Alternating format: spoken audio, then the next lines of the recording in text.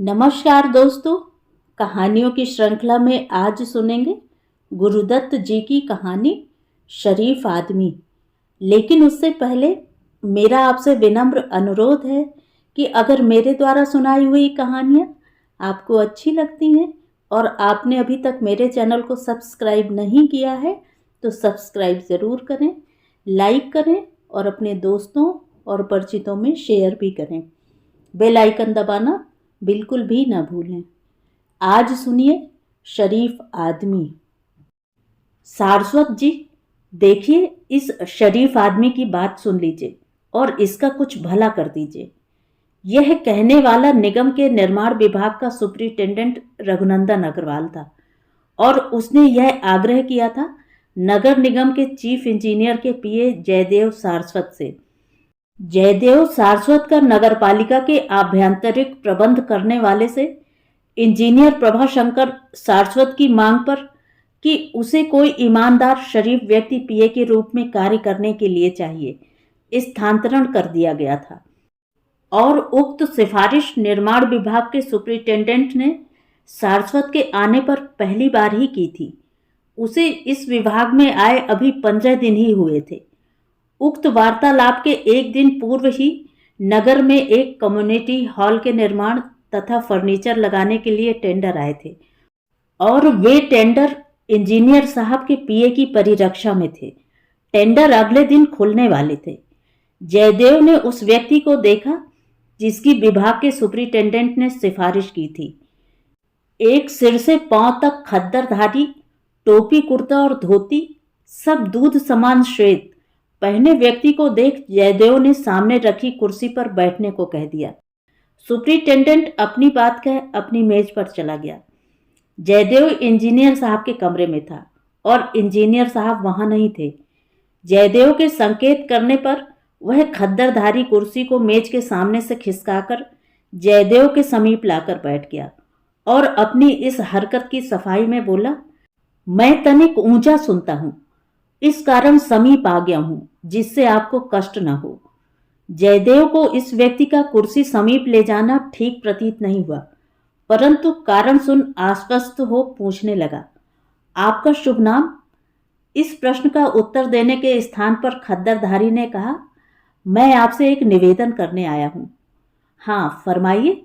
मैं आपको इंपीरियल में सायं 5 बजे चाय का निमंत्रण दे रहा हूं और इसी के मान लेने की आपके समक्ष सिफारिश की गई है। चाय का निमंत्रण स्वीकार करने के लिए तो अग्रवाल साहब को कष्ट देने की आवश्यकता नहीं थी, वह तो मान जाता, परंतु यह तो पूछा ही जाएगा कि आमंत्रित करने वाले कौन भद्र पुरुष हैं और किस उपलक्ष्य में यह निमंत्रण है। हाँ यह तो बता ही रहा हूं, मैं सेठ सदाशंकर भूटानी हूं और इस निमंत्रण का उपलक्ष्य तो चाय पीते हुए ही वर्णन करूंगा। पंडित जी, वहां का कार्यक्रम अति रोचक है, शब्दों में वर्णन नहीं किया जा सकता। और कौन कौन से लोग वहां आमंत्रित हैं? हाथ कंगन को आरसी क्या, आइएगा तो स्वयं ही देख लीजिएगा। आप निमंत्रण स्वीकार करिए और मैं आपका अधिक समय न लेते हुए आपसे छुट्टी लूंगा। जयदेव अभी विचार ही कर रहा था कि इस प्रकार के निमंत्रण को स्वीकार करे अथवा नहीं कि सेठ ने कह दिया, धन्यवाद, मैं आपकी प्रतीक्षा होटल के पोर्च में 5 बजे करता हुआ मिलूंगा। अन्य आने वालों का भी स्वागत करना है। इतना कह भूटानी हाथ जोड़ नमस्ते कह विदा मांगते हुए खड़ा हो गया।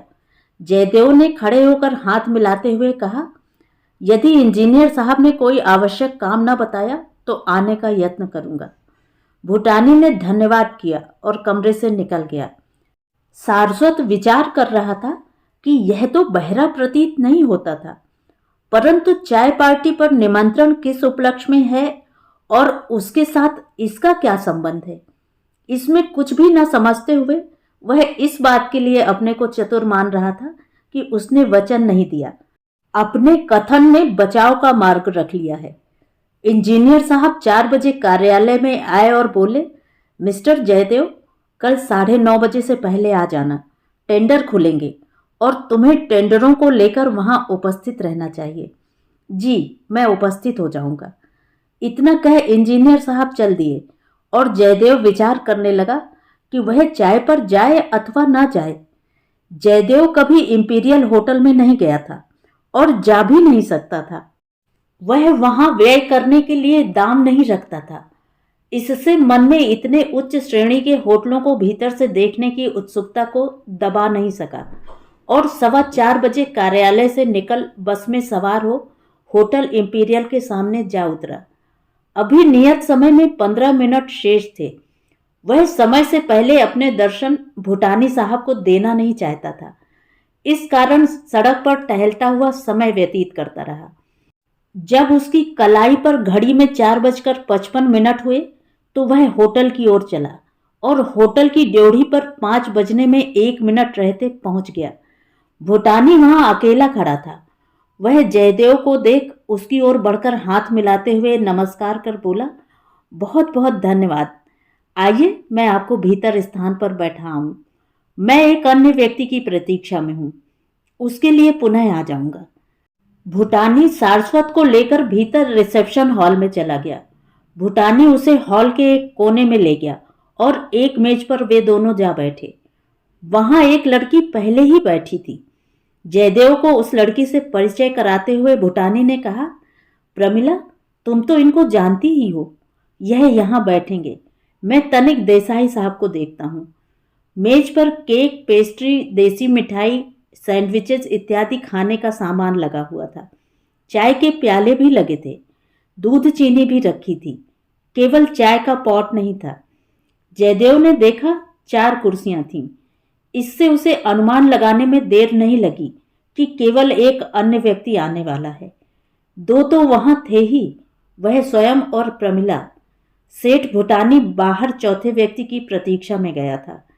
जयदेव लड़की और अपने में एक कुर्सी छोड़कर बैठ गया, परंतु वह लड़की उठ उसके समीप की कुर्सी पर आ बैठी और बोली, आपका बहुत बहुत धन्यवाद कि आपने निमंत्रण स्वीकार कर लिया है। भूटानी साहब ने कहा कि आप मुझे जानती हैं। बहुत भली भांति, परंतु मैंने आपको पहले कभी नहीं देखा। इसीलिए तो धन्यवाद करती हूँ कि आज तो आप देखने आए हैं। मैं तो आपको कॉलेज में देखती रहती थी। जयदेव मुस्कुराया और बोला, परंतु कॉलेज में तो 4000 विद्यार्थी पढ़ते थे। हाँ, प्रमिला ने बात बीच में टोक कर कहा, कुछ आप में विशेषता थी जिससे मेरी दृष्टि आप पर टिकी थी। पिछले मास मैंने बीए पास किया है और सेठ जी मेरा विवाह करने का विचार कर रहे हैं। इस कारण मैंने आपको चाय पर आमंत्रित करने का प्रस्ताव किया है। जयदेव कॉलेज में देखी लड़कियों के रूप रंग को स्मरण करने लगा था। वह स्मरण नहीं कर सका था कि इस रूप राशि की लड़की उसने कभी देखी थी। जयदेव को विचार में निमग्न देख प्रमिला ने कहा, सेठ जी ने एक अन्य को आपकी प्रतिस्पर्धा के लिए बुलाया है और वह भी आपकी भांति नहीं जानता है कि कोई अन्य भी आ रहा है। पर मैं तो यह भी नहीं जानता था कि यहाँ आपके दर्शन होंगे। इससे कुछ हानि नहीं हुई है। अब तो आप जान ही गए हैं और चाय का उद्देश्य भी जान गए हैं। सेठ जी के मन में वह दूसरे साहब बसे हैं और मेरे मन में। लड़की कहते कहते रुक गई। बैरा आया था और जानना चाहता था कि चाय लाए अथवा अभी ठहरे। प्रमिला ने हाथ के संकेत से चाय लाने के लिए कह जयदेव से कहा, मुझे उसमें रुचि नहीं है। इस कारण मैं समझती हूं कि हमें तो चाय पीनी चाहिए। पर सेठ जी, वह अपनी ड्यूटी निभा रहे हैं। वह देसाई साहब को लेकर ही आएंगे। जयदेव अविवाहित था।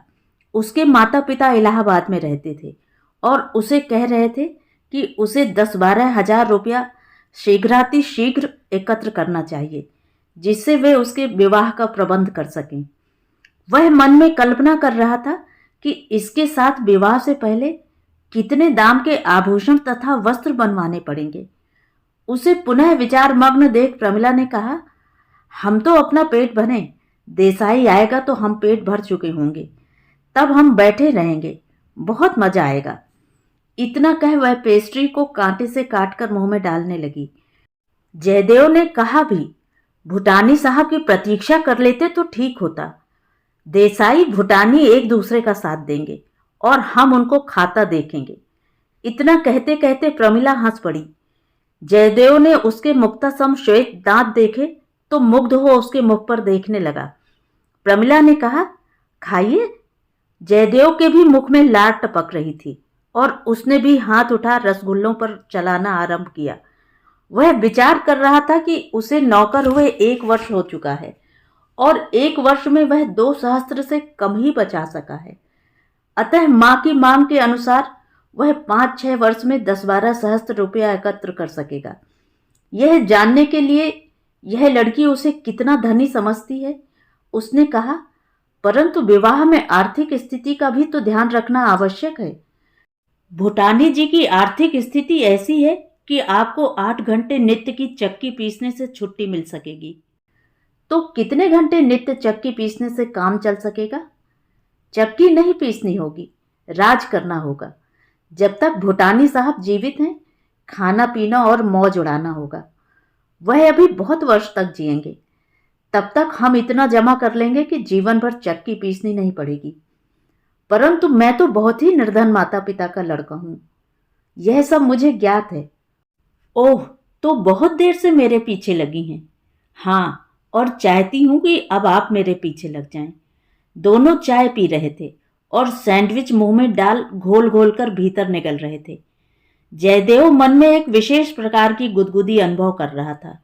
जब वह दूसरे व्यक्ति के आने के भय से प्रतीक्षा करने लगा था, वह विचार कर रहा था कि कहीं किस्मत बनती बनती बिगड़ न जाए।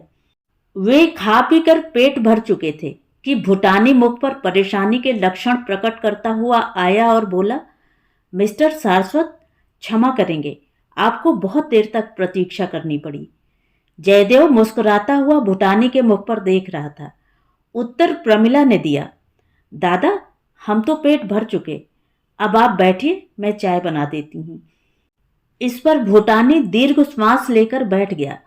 प्रमिला ने भूटानी के लिए चाय बनाते हुए कहा, मैंने इनसे चाय का उद्देश्य वर्णन कर दिया है और यह मेरे विचार से सहमत हैं। क्या सहमति कर ली है? देसाई शंटेड आउट है। ओह हाँ दादा। जब भूटानी पेट भर चुका और 3 प्याले चाय ले चुका तो बहरा प्लेटें उठाकर ले गया। भूटानी ने कहा, मैं यहां से आपको अपने घर ले चलूंगा और प्रमिला को चाहिए कि आपको अपना परिचय भली भांति दे सके। बिल प्रमिला ने दिया। 3 आदमी के खाने का 25 रुपए बिल आया और प्रमिला ने अपने पर्स से 3 10-10 के नोट निकाल ट्रे में रख दिए और वह उठ पड़ी, अर्थात 5 रुपए टिप दी थी। जयदेव अवाक मुख देखता रह गया। तीनों एक अमेरिकन मोटर गाड़ी में सवार हो जोरबाग को चल दिए। वहां एक 2 मंजिली कोठी में जाकर मोटर ठहरी। सेठ जी, जो पिछली सीट पर प्रमिला के साथ बैठे थे, गाड़ी से उतरे और आगे की सीट का दरवाजा खोल जयदेव को उतार कोठी में चलने का निमंत्रण देने लगे। प्रमिला तो उतर सीधी नीचे की मंजिल पर एक कमरे में चली गई थी। सेठ जी उसके पीछे पीछे उसी कमरे का दरवाजा खोल जयदेव को भीतर जाने का निमंत्रण देने लगा। जयदेव भीतर गया तो सेठ जी ने द्वार बंद करने से पहले कहा, आप अपना परिचय बढ़ाएं। मैंने ड्राइवर को कह दिया है कि वह आपको गाड़ी में आपके लॉज में छोड़ आएगा। जयदेव का मस्तिष्क चकरा रहा था। अकस्मात वह अपने को आकाश में उड़ता हुआ अनुभव कर रहा था। द्वार बंद होते ही प्रमिला ने देव का हाथ पकड़ सोफे पर बिठाकर कहा, अब बताइए, आप इस कमरे में आकर रहना चाहेंगे अथवा ऐसा ही नया लॉज बनवाना होगा? मेरा मस्तिष्क चक्कर खा रहा है। जयदेव ने कहा, मैं समझ नहीं पा रहा हूं कि क्या कहूं। तो ठीक है, आपको कहने की आवश्यकता नहीं, अब मैं स्वयं निश्चय कर लूंगी। जयदेव देखता रहा। कमरे में कालीन बिछा था। दीवारों पर गांधी जी, जवाहरलाल तथा अन्य महापुरुषों के चित्र लगे थे। सोफा सेट था। सेंटर टेबल और कुछ अन्य कुर्सियां थीं। कमरा वातानुकूलित था। कमरे में एक मेज और उसके ऊपर शेल्फ में कुछ पुस्तकें थीं। प्रमिला बता रही थी, यह मेरा सिटिंग रूम है और वह मेरी पढ़ाई करने की मेज है, और आइए, इधर मेरा बेडरूम है। जयदेव एक कुमारी के बेडरूम में जाने में संकोच अनुभव कर रहा था। उसे झिझकते देख प्रमिला ने उसकी बाह में बाह डाली और कमरे में ले गई। बहुत सुंदर कमरा था। फूल, बूटे और चित्र छत पर बने थे। यह कमरा भी वातानुकूलित था। इस कमरे में भी कालीन बिछा था। उस पर एक पलंग लगा था। प्रमिला ने कहा, जब आपने यहाँ आना होगा तो एक बेड और लग जाएगा। जयदेव लालसा भरी दृष्टि से प्रमिला की ओर देख रहा था। प्रमिला वैसे ही बाह में बाह डाले हुए जयदेव को बेडरूम से बाहर ले जाते हुए बोली, अभी नहीं, बताइए कब तक विवाह का प्रबंध होगा? जब कहो। जयदेव कहने वाला था कि वह तो तुरंत ही विवाह करने को तैयार है, परंतु बात प्रमिला ने बीच में ही काट कर कहा, तो ठीक है, अपने माता पिता को बुला लीजिए, फिर विवाह हो जाएगा। जयदेव ने धीरज धारण करते हुए कहा, मैं कल की डाक से लिख दूंगा। देखिए, मैं कल आपकी गैलार्ड के बाहर 5 बजे सायंकाल प्रतीक्षा करूंगी। तब आप बताइएगा कि अपनी माँ को मेरे विषय में क्या लिखा है। अगले 24 घंटे जयदेव के ऐसे व्यतीत हुए जैसे कि वह शराब के नशे में है। उस दिन वह इच्छा कर रहा था कि चीफ इंजीनियर जल्दी चला जाए तो वह गैलार्ड पर समय पर पहुंच सके। उसको यह जान अति प्रसन्नता हुई कि इंजीनियर साहब अपने एक मित्र के साथ मेरठ गए हैं। अतः इस दिन भी 4:15 बजे तक अपना काम समेट सेफ को ताला लगा गैलार्ड को चल पड़ा। आज भी वह 15 मिनट समय से पूर्व पहुंचा था और वह प्रमिला की प्रतीक्षा करने लगा था। आज उसे रेस्तरां के द्वार पर प्रतीक्षा करने में संकोच अनुभव नहीं हुआ। ठीक 5 बजे सेठ भूटानी की गाड़ी में प्रमिला आई। सेठ साहब साथ नहीं थे। उसे अकेली देख जयदेव को बहुत प्रसन्नता हुई। आज वह उससे हाथ मिला भीतर चला गया। इनके लिए एक कोने में मेज रिजर्व थी। दोनों वहां जा बैठे। बैठते हुए जयदेव ने पूछा, सेठ साहब नहीं आए? आज उनकी तबीयत ठीक नहीं थी, वह घर से नहीं निकल रहे। जयदेव प्रमिला से सट कर बैठा था और प्रमिला आपत्ति नहीं कर रही थी। इस स्पर्श से वह पूर्ण शरीर में झुनझुनी अनुभव कर रहा था। जब प्रमिला ने कहा कि सेठ जी की तबीयत ठीक नहीं है तो जयदेव ने चिंता व्यक्त करते हुए पूछा, क्या कष्ट है? उनका टेंडर स्वीकार नहीं हुआ ना? कौन सा टेंडर? वही कम्युनिटी हॉल वाला। 5.5 लाख का काम था और वह इसमें से नकद 40 पैदा करने वाले थे। परंतु जहां तक मुझे ज्ञात है, टेंडर तो भूटानी साहब का ही स्वीकार हुआ है। नहीं जी, आज मध्याह्न इंजीनियर साहब का टेलीफोन आया था कि कोई सुमानी है, उनका टेंडर स्वीकार हुआ है। जयदेव विचार करने लगा था कि यह कैसे हो सकता है। वह जानता था कि टेंडर भूटानी जी का स्वीकार हुआ है और इंजीनियर साहब तो 11 बजे के मेरठ गए हुए हैं। इस कारण उसने निश्चयात्मक भाव में कहा, जी नहीं, किसी ने गलत टेलीफोन कर दिया है। मैं जानता हूं कि भूटानी जी का टेंडर स्वीकार हुआ है, परंतु वह तो जिस समय से टेलीफोन सुना है पलंग पर लेटे हुए हैं। उठकर बैठने पर उनका दिल धड़कने लगता है। तो चाय के उपरांत मैं आपके मकान पर चलूंगा और उनको आश्वासन दिलाऊंगा। इस प्रकार नहीं, यदि संभव हो सके तो उनको टेंडर कागज जिनके नीचे चीफ साहब के हस्ताक्षर हों दिखाने से विश्वास कर सकेंगे। इस पर जयदेव गंभीर विचार में पड़ गया। फिर कुछ विचार कर उसने घड़ी देखी। उस चाय को वह जिसकी चुस्कियां ले रहा था छोड़ उठ खड़ा हुआ और बोला, यह हो सकता है, अभी 5:15 बजे हैं। यदि आप गाड़ी दें तो मैं टेंडर के कागजात लाकर दिखा सकता हूँ। चपरासी 6 बजे तक कार्यालय में रहता है। तो जल्दी करिए, मैं आपकी यहाँ ही प्रतीक्षा करूंगी। जयदेव भागता हुआ बाहर निकला और सेठ साहब की गाड़ी में कॉरपोरेशन के कार्यालय में चला गया। प्रमिला आराम से चाय और कुछ खा पीकर तथा दाम देकर रेस्तरां के बाहर आ खड़ी हुई। ठीक 6 बजे जयदेव हाथ में एक बड़ा सा लिफाफा लिए हुए आ पहुंचा। प्रमिला ने लिफाफा देख लिया। इससे गाड़ी के आते ही वह लपक कर गाड़ी में चढ़ गई और उसके गाड़ी में बैठते ही गाड़ी जोर बाग की ओर चल पड़ी। मार्ग में प्रमिला ने पूछा, आपने चाय तो पी ही नहीं? मैं कार्यालय बंद होने से पहले वहां जाना चाहता था, समय बहुत कम था, तो कोठी पर आपके लिए चाय बनवा दूंगी। सेठ जी आपके बहुत ही कृतज्ञ रहेंगे। पता नहीं किसने टेलीफोन कर दिया था। कुछ भी हो, कागज देखकर उनको तसल्ली हो जाएगी। कोठी पर पहुंच प्रमिला ने जयदेव को अपने कमरे में बिठाया और टेंडर वाला लिफाफा ले वह सेठ जी के बेडरूम को जाती हुई बोली, मैं सेठ जी को दिखाकर अभी आती हूँ, तब तक बैरा को चाय लाने के लिए कह देती हूँ। प्रमिला गई तो आधे मिनट में ही लौट आई। लिफाफा उसके हाथ में नहीं था। जयदेव ने पूछा, वह लिफाफा? सेठ साहब कपड़े पहन स्वयं आ रहे हैं और आपका धन्यवाद भी करेंगे। तब तक मैं चाय के लिए कह आई हूँ। 5 मिनट लग गए चाय आने में।